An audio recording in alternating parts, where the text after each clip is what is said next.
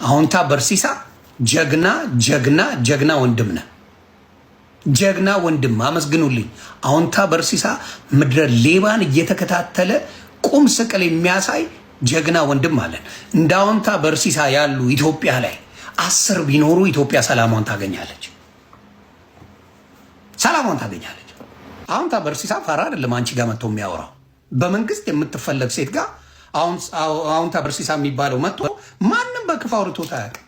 እሱን ልጅ ማንም ትላንትና ከሀገር አልወጣው ኢትዮጵያ ነው ያለሁት ኢትዮጵያ ሆኜ ነው ቪዲዮ ማስተላልፈው ብላ ከፍራውል ጋር ቁጭ ብላ ነበር። እሱም ውሸት እንደሆነ እያወቀ ከቨር አድርግልኝ ተብሏል። ከቨር አድርገላት። ውሸት ሀብታም ነን የምትሉ ቲክታክ ላይ አትምጡ። ይቻላል ሀብታም ነን እኛ አለን ምናምን ብላችሁ የምትበጠረቁ እስኪ ተዉት። ቲክታክን ከኒዱ ላይ ተዉት። ውግድ ከእናንተ ውጪ ሰላም አለ። ቢዚ አይደላችሁ እንዴ? ብር ሜክ የምታረጉበትን ሰዓት ነው እዚህ የምታቃጥሉት። በሚሊዮኖች የምትሰሩትን ገንዘባችሁን ለወንድማችን አሁንሳ በርሲሳ ሌባ የምትላቸውን ሰዎች ከተባሉት መካከል ፍራኦል ኢቲቻ አንዱ ነው። ኤቢ ማርሻል ዱባይ ያለው ሁለተኛ ነው። ወልደ ጊዮርጊስ የሚባል ዱባይ ያለው ሶስተኛ ነው። እነዚህ ሰዎች አሁንሳ በርሲሳ ሌቦች ናቸው፣ ዶክመንታቸውን አወጣለሁ ብለዋል። እንደው ሰው እንዲገባው እዚህ ላይ መጥቶ ቢነግረኝ ለሁላችንም ቢነግረን ደስ ይለኛል። ቁጭ ብዬ አዳምጣለሁ። ለአሁንታ በርሲሳ እስቲ ያለውን ነገር ትነግረኛለህ። የፈለግከውን ስም ጠርተህ እኔ ቤት ልክ እነ ፍራኦል እንዳደረጉት ማለት ነው። እኔ ቤት መጥተህ ስለ ፍራኦል መናገር ትችላለህ። ፍራኦል የእኔ ስም ሲጠራ ዝም ነው ያለው። እኔ እንዲህ አፍ አልካፈትህም። ፍራኦል በግልጽ ነው የምነግርህ፣ አፍ አልካፈትህም።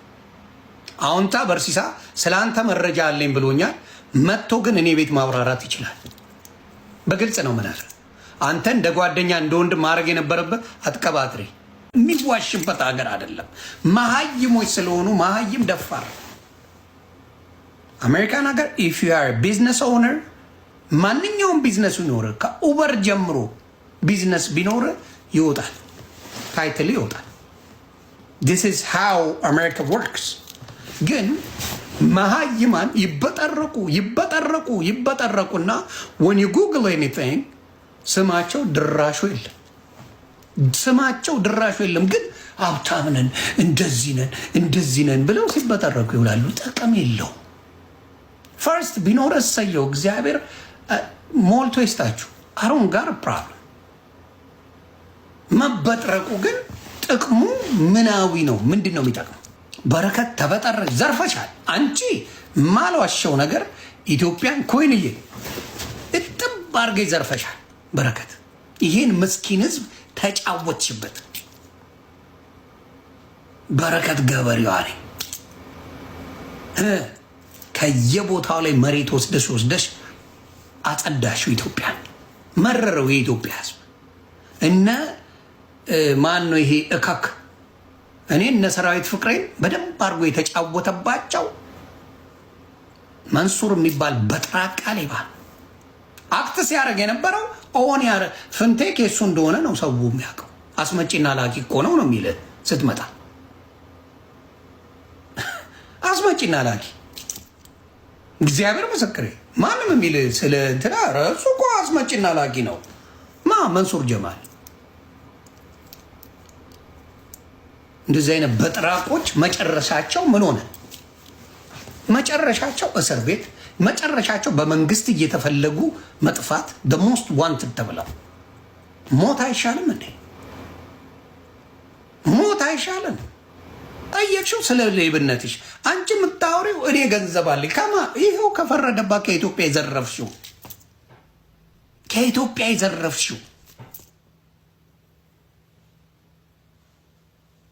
ከኢትዮጵያ የዘረፍሽው ገንዘብ። ያ ሬንጅ ሮቨር ያላችሁ ሰዎች መካኒክ ጋር ነው ያለው መኪናችሁ። ሰው ሲል ሰምታችሁ የገዛችሁ በጣም የሚጠሉ መኪናዎች አሜሪካን ሀገር ሬንጅ ሮቨር እና ጃጓር ናቸው። በጣም የሚጠሉ መኪናዎች። በቃ ሻፕ ነው የምትሄዱት። በቃ ቀኑ ሙሉ ኢንጆይ የማታደርጉት መኪና። ግን ባዶ ጉራ ለዚያ በቃሽ። ስትናገር አላስተዋልሽ። ባለፈው ብዙ ተደራጅተው የሚሰሩ ሌቦች አሉ ብለሻል። አንቺ ራስሽ ነሽ የዘረፍሻት ኢትዮጵያ። ሙልጭ አርገሽ የዘረፍሻት አንቺ ነሽ። በመጀመሪያ ገንዘቡ በቀላል ቢመጣ አበሻ ለሌላ ሰው አይነግርም። አበሻ ለሌላ ሰው ይሞታል አይነግርም።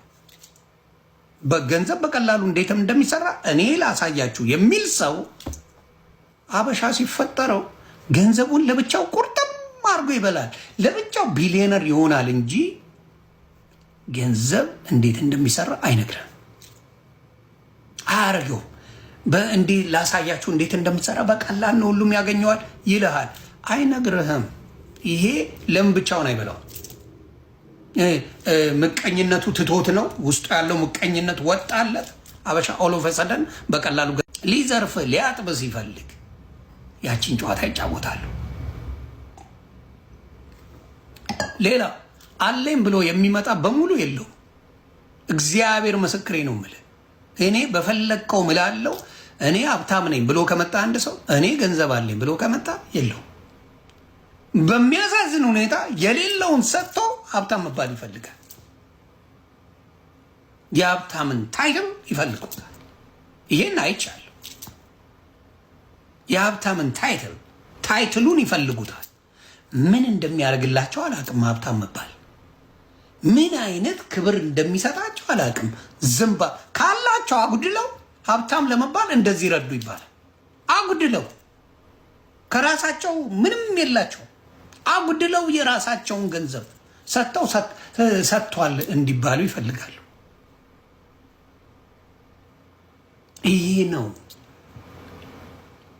ይሄ ነው በጣም የሚያሳዝነኝ። ሀብታም ለመባል የሀብታም መባል በጣም እንትን ፌክ ማርቼዲስ የሬንታል ማርቼዲስ ላይ የሬንታል ላምበርጊኒ ላይ የሬንታል እንትን ላይ ፎቶ ተነስተው ይፖስታል። ምን ጥቅም አለው? የእናንተ አይደለ? ምን ጥቅም አለው? ምኑ ነው የሚጠቅመው? አይደለ እናንተ በስማቸው አይደለ። ምክንያቱም አሜሪካ ቢዝነስ ካለ ኤኒ ካይንድ ኦፍ ቢዝነስ ጉግል ስታደርገው ይወጣል። ኤኒ ቢዝነስ በስም ካለ ማንኛውም ስም በስም ገብተህ እይ፣ አፕራምሹ ይወጣል። ምን አለው? ኤልኤልሲ አለው፣ ቢዝነስ አለው፣ ኤአይኤን ነምበር አለው። ፍራኦል ኢቲቻ የሚለው ስም ከዚህ በኋላ ሶሻል ሚዲያ ላይ አይኖርም። ደግሞ ዛሬ የመጨረሻ ላይቭ ስለሆነ ከዚህ በኋላ ላይቭ ላይ አልመጣም። በምንም አይነት መልኩ የምንገናኝበት ሚንስ አይኖርም። ይህንን ነው የምለው። እኔም ጨርሻለሁ ሶሻል ሚዲያ ላይ ሶሻል ሚዲያ ላይ ጨርሻለሁ። ብዙ ወዳጆቼ ከዚህ በፊት ሲነግሩኝ ነበረ መቀጠል አልፈልግም። ስለዚህ ከዚህ ስወጣ ይሄ ቲክታክ በእኔ እጅ አይኖርም። ልክ አሁን እንደዘጋው ወደ ሌላ ሰው ነው ማስተላልፈው። ከዚህ በኋላ የምንገናኝበት ነገር የለም። የምሰማበትም ነገር አይኖርም። ምንም ነገር ቢወራ ከዚህ በኋላ ሌላ አካውንትም የለኝም። ሁሉንም አጥፍቼዋለሁ። ፌስቡክም የለኝም፣ ይህንንም የለኝም። ኢንስታግራም ብቻ ነው የምጠቀመው። አመሰግናለሁ ለነበረን ቆይታ። ሁላችሁም ከኔ ጋር ጓደኝነት የመሰረታችሁ ቻው ማለት እወዳለሁ። በጣም አመሰግናለሁ። ተባረኩ። እግዚአብሔር ዘመናችሁን ይባርክ፣ ከክፉ ነገር ሁሉ ይጠብቃችሁ። ፍራኦል ኢቲቻ የሚለው ስም ከዚህ በኋላ ሶሻል ሚዲያ ላይ አይኖርም። እንደምትረሱኝ ደግሞ ሙሉ ተስፋ አለኝ። ቴንኪው፣ ተባረኩ። ከዚህ በኋላ እንትን ማለገው ነገር የለም። በጣም አመሰግናለሁ። እግዚአብሔር ዘመናችሁን ይባርክ።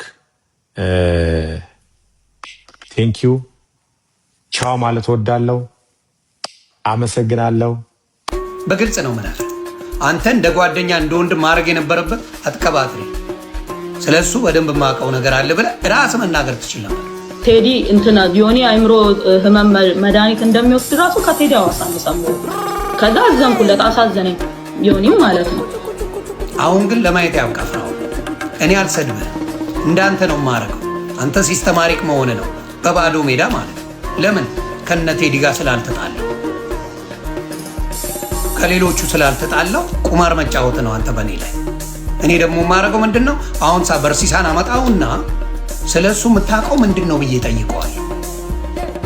እጠይቀዋለሁ። ከዛ አሁንሳ በርሲሳ አምጥቶ ያንተን ጉድ ይዘርጋል።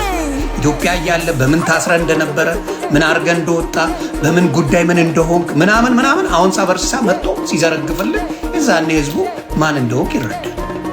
አንዳንድ ሰው ክብር አይገባቸው፣ ስታከብራቸው የተፈሩ ይመስላቸዋል።